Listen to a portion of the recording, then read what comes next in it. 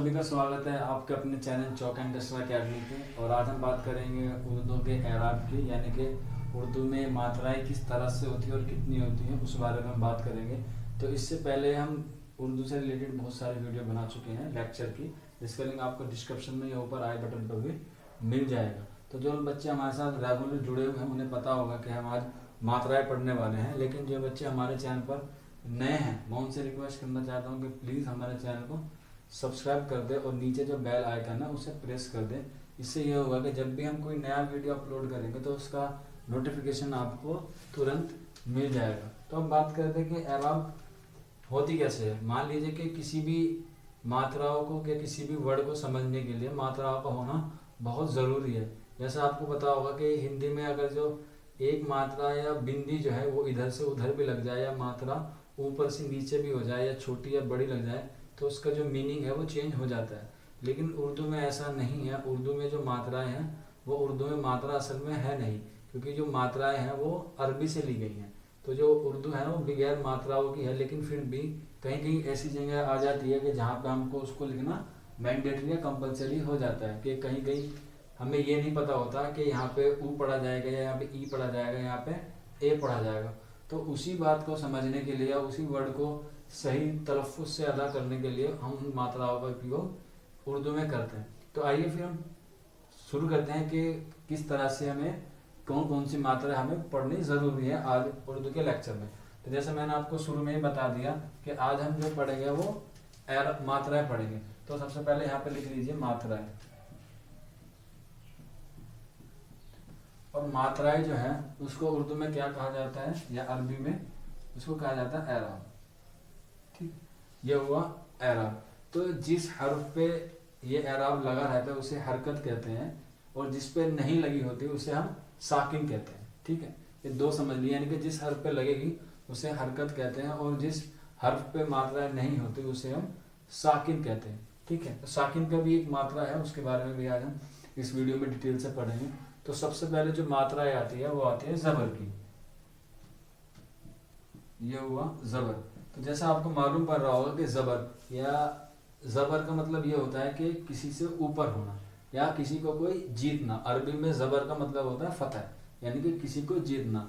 तो इसी तरह से मान लीजिए कि जो जीतेगा तो जाहिर सी बात है वो ऊपर आएगा। इसीलिए जो जबर की मात्रा है, यानी कि जबर का एराब है वो ऊपर आता है। ठीक है, तो ये जो इस तरह से डंडा खींचा हुआ है इसको हम क्या कहते हैं, जबर की मात्रा कहते हैं। ठीक है, तो हालांकि ये उर्दू में लिखा हुआ नहीं होता किसी तरीके से। मान लीजिए कि जैसे आपने असलम लिख लिया तो असलम ऐसे लिखा जाएगा, लेकिन इसमें कोई मात्रा नहीं होती। किसी भी वर्ड को ले लीजिए आप कि उर्दू में मात्रा नहीं होती। ये तो सिर्फ आपको समझाने के लिए, कहीं पे इसकी जरूरत पड़ जाए तो आप उसका यूज वहां पर कर सकते हैं। अब बात करेंगे दूसरी मात्रा की, तो वह है जेर। ठीक, वो कौन सी है, जेर की।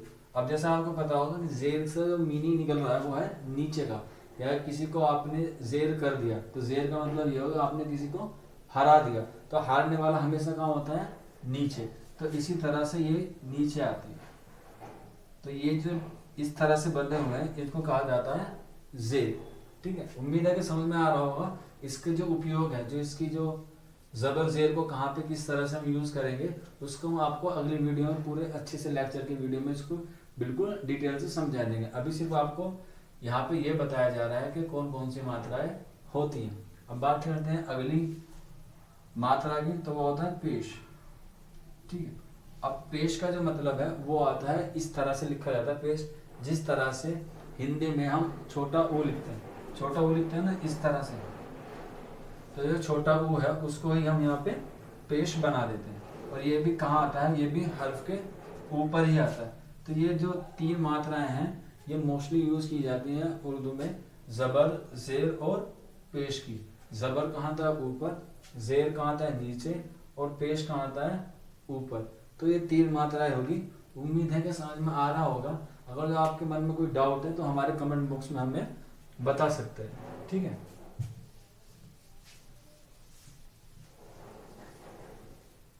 जबर जेर पेश के बाद भी बहुत सारी मात्रा है, उनको भी हम अभी थोड़ा सा डिस्कस करेंगे।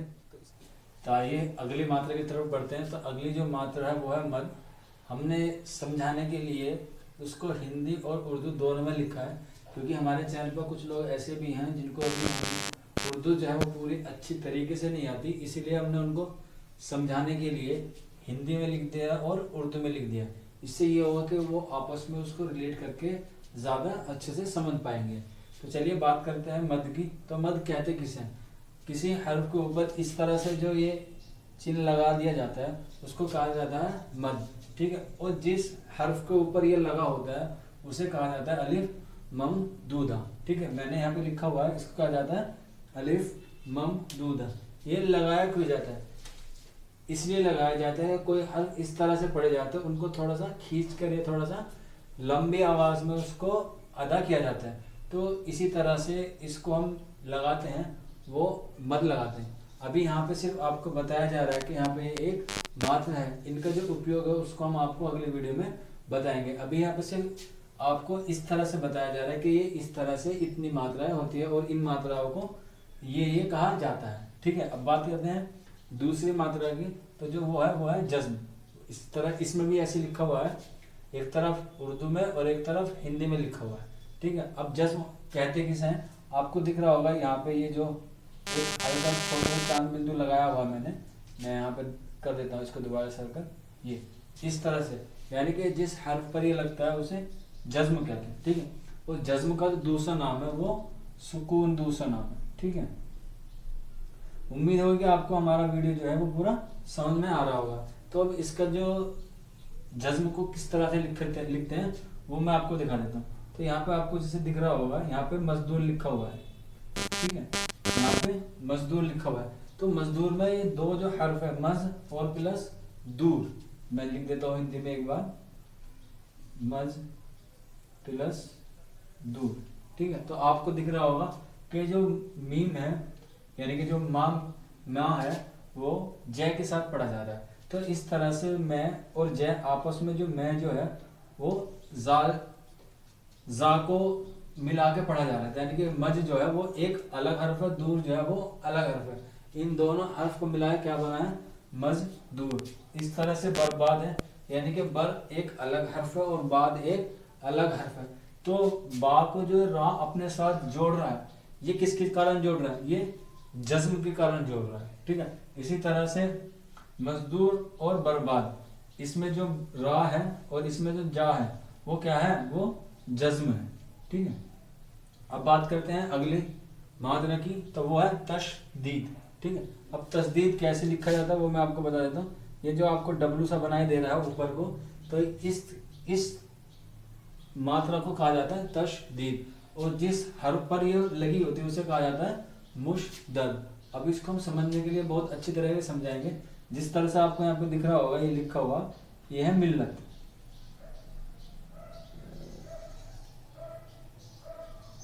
ठीक है। ये मिल्लत है, यानी कि तशदीद का काम यह होता है कि वो अपने से आगे वाले शब्द को जोड़ के और उसको दो मर्तबा पढ़ा जाए, यानी कि एक हर्फ जो है वो दो बार पढ़ा जाएगा। जिस तरह से मैंने यहाँ पे लिखा हुआ है मिल्लत, तो जो उर्दू वाले बच्चे होंगे उनको समझ में आ रहा होगा कि मिल्लत यानी कि लाम जो है वो दो बार पढ़ा जा रहा है। फिर मैं यहाँ पे आपको हिंदी में एक बार लिख के बता देता हूँ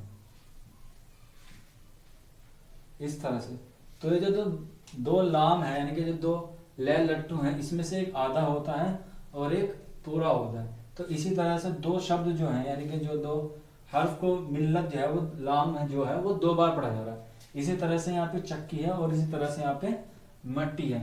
तो ये बहुत सारे ऐसे हर्फ हैं और बाकी जो डिटेल है वो आपको अगली वीडियो में पता चल जाएगी। अभी सिर्फ आपको यहाँ पे एक छोटा सा तारुफ कराया जा रहा है कि मात्राएं असल में होती क्या है और कैसे कैसे होती है। तो आइए अब बात करते हैं अगली मात्रा की। तो अगली जो मात्रा वो है तनवीन। तनवीन का काम क्या है कि हर्फ के आखिर में जो नून आता है, यानी कि किसी लफ्ज में ऐसे आता है जिसमें नून नहीं होता लेकिन फिर भी वो वहाँ पे नून की आवाज देता है। तो मैंने यहाँ पे लिखा हुआ है नून की आवाज देता है। अब इसको पढ़ेंगे कैसे? जैसे आप मान लीजिए दो जो जबर लगे हुए हैं, ठीक है, ये जो ऊपर दो जबर लगे हुए हैं ये आपस में जब मिलते हैं तो ये क्या किसका रूप ले लेते हैं? वो तनवीन का रूप ले लेते हैं। और इसको हम पढ़ते कैसे?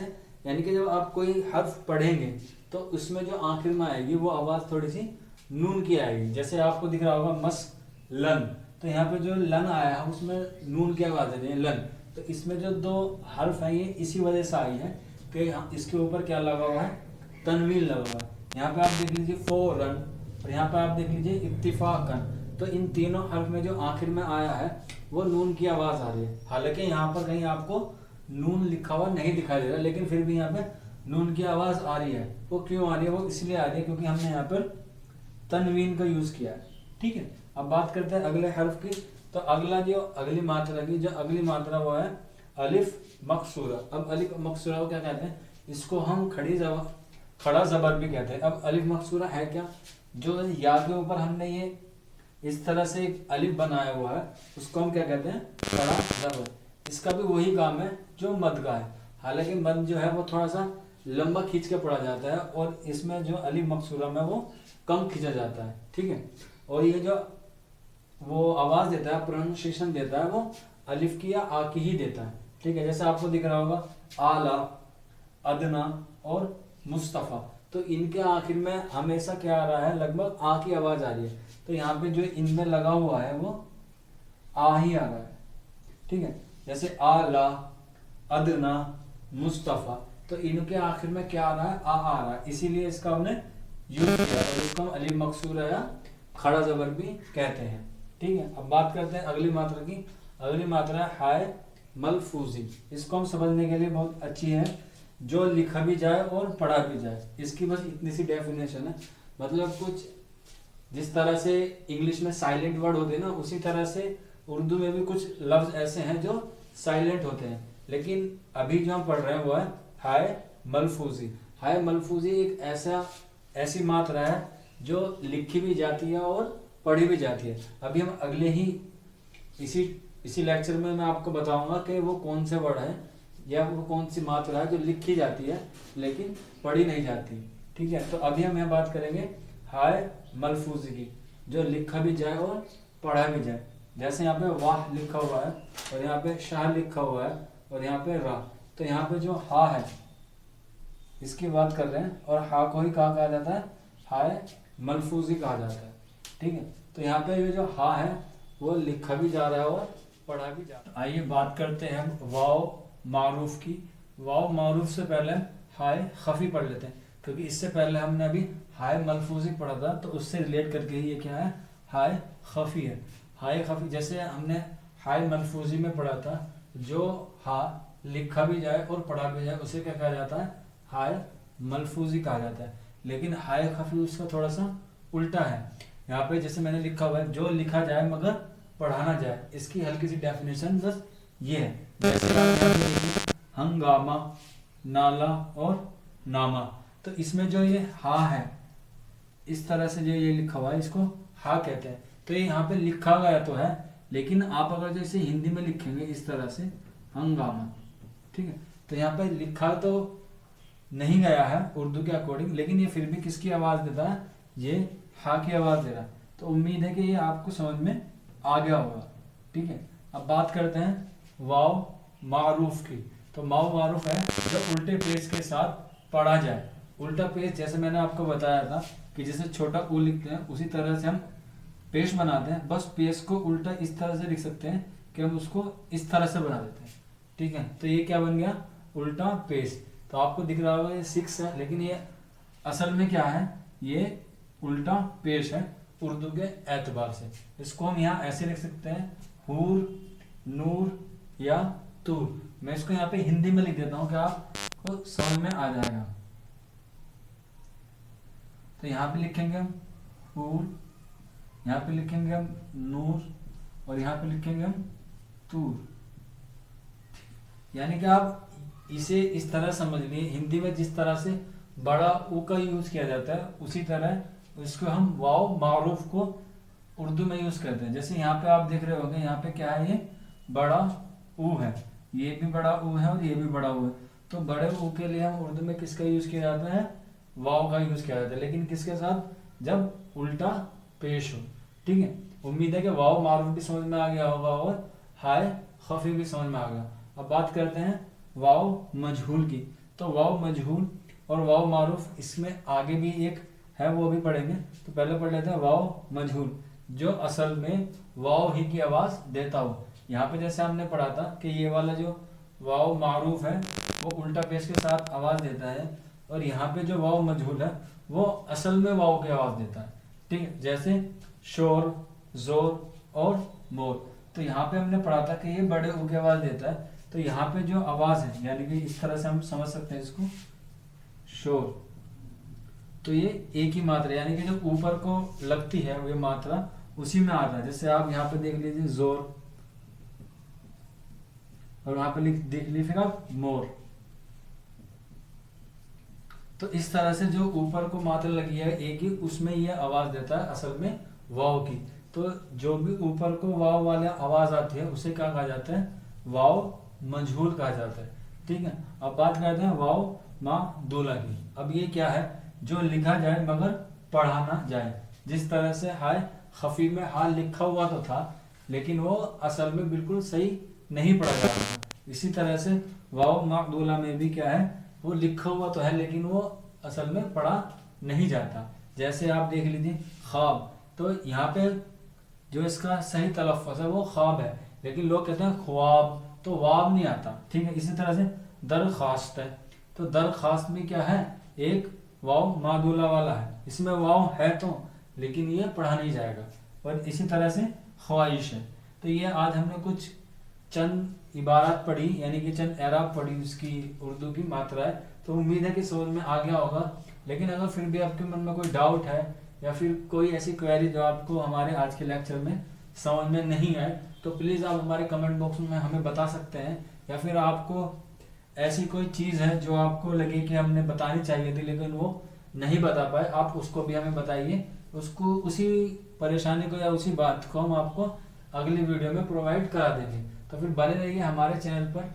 और जो लोग हमारे चैनल पर नए हैं मैं उनसे रिक्वेस्ट करना चाहता हूँ कि हमारे चैनल को सब्सक्राइब कर दें, क्योंकि इससे ये होगा जब भी हम कोई नया लेक्चर लाएंगे उसका वीडियो, उसका नोटिफिकेशन आपको तुरंत मिल जाएगा।